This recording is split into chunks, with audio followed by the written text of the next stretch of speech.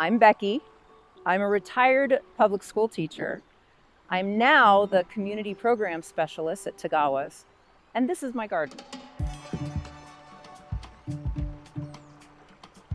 We bought this property in 2013 as a foreclosure, and it was pretty run down. It was pretty bad. I don't know much about gardening. My background is in history, and this was something I kind of went into with a lot of ignorance, and so much of it was, I'm going to put this in the ground and see if it works.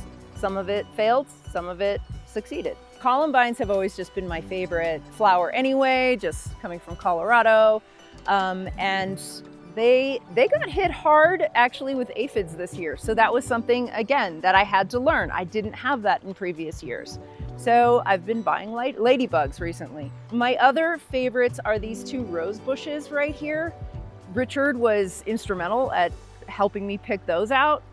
Part of the thing is that I've had to realize that the roses that I have here have to withstand the really rough conditions that being on the plains of Colorado can bring. How do you pick the fact that you have such a beautiful garden? A lot of luck, a lot of trial and error, a lot of reading, a lot of talking to other gardeners at Tagawa's, mostly the employees. The ladies in the perennial section are amazing. I really wanted to turn this into a place of zen, a place that I can chill, a place that I can get away from the stress of life, and so it became very much so therapy for me.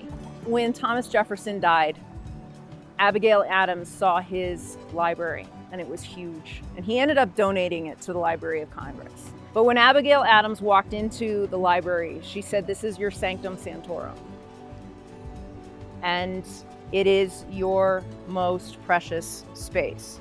And that has been one of the things that I've thought of when I walk in here, is this is my sanctum sanctorum.